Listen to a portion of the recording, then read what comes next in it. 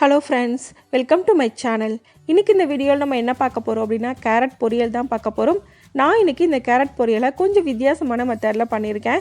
இதே மெத்தட்ல நீங்க இந்த கேரட் பொரியலை பண்ணும்போது சாதத்து கூட மட்டும் இல்ல சப்பாத்தி கூட ரொம்ப நல்ல காம்பினேஷனா இருக்கும். வாங்க இது எப்படி செய்யறதுன்னு வீடியோல பார்க்கலாம். அதுக்கு முதல்ல ஒரு மிக்ஸி ஜார் எடுத்துர்க்கேன். அதுல 1/2 ஸ்பூன் அளவுக்கு மிளகு ஆட் பண்றேன். கூடவே ஒரு பச்சை மிளகாய், கொஞ்சமா கறிவேப்பிலை, 1/2 ஸ்பூன் சோம்பு, 2 ஸ்பூன் அளவுக்கு பாசிப்பருப்பை ஊற வச்சிருக்கேன். அதை இது கூட ஆட் பண்ணிடுறேன். 2 ஸ்பூன் அளவுக்கு தேங்காய் துருவல். இப்போ இது எல்லாத்தையும் நல்லா அரைச்சிக்கோங்க. தண்ணி ஊற்றாமல் அப்படியே கரகரப்பாக அரைச்சிக்கோங்க. இப்போ அடுத்து ஒரு பேனில் 2 ஸ்பூன் எண்ணெய் ஊற்றுறேன். எண்ணெய் ஹீட் ஆனதும் 1/2 ஸ்பூன் கடுகு. கடுகு லைட்டாக வெடிச்சதும் 1/2 ஸ்பூன் உளுந்தம்பருப்பு போட்டுக்கோங்க. இப்போ இது ரெண்டும் நல்லா ஃப்ரை ஆயிடுச்சு. இது கூட நம்ம அரைச்சி வச்சுருக்க பேஸ்ட்டை ஆட் பண்ணிக்கலாம்.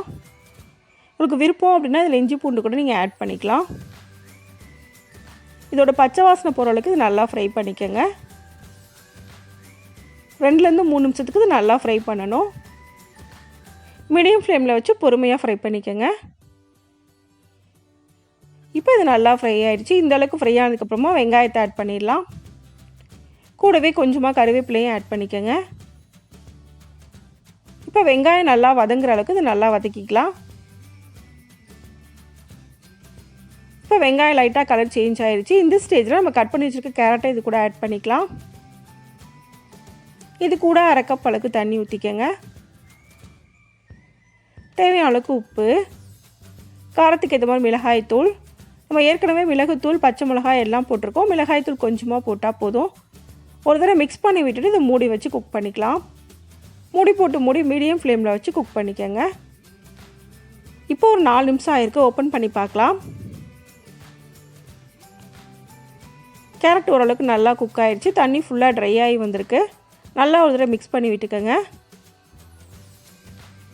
இப்போ இதை மறுபடியும் சிம்மில் வச்சு 1 நிமிஷம் போல் மூடி வச்சு குக் பண்ணிக்கலாம். 1 நிமிஷத்துக்கு அப்புறமா ஓப்பன் பண்ணியிருக்கேன். தண்ணி ஃபுல்லாகவே நல்லாவே ட்ரை ஆகி வந்துருச்சு.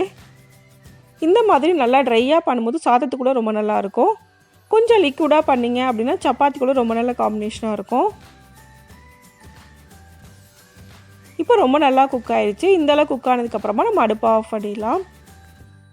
இப்போ நமக்கு கேரட் பொரியல் ரெடி ஆயிடுச்சு. எப்போவுமே ஒரே மாதிரி கேரட் பொரியல் பண்ணுறதுக்கு பதிலாக இந்த ரெசிபியை இதே மெத்தடில் நீங்களும் செஞ்சு பாருங்கள். இந்த வீடியோ உங்களுக்கு பிடிச்சிருந்தா லைக் பண்ணுங்கள், ஷேர் பண்ணுங்கள், கமெண்ட் பண்ணுங்கள். மறக்காமல் சேனலை சப்ஸ்கிரைப் பண்ணுங்கள். தேங்க்ஸ் ஃபார் வாட்சிங்.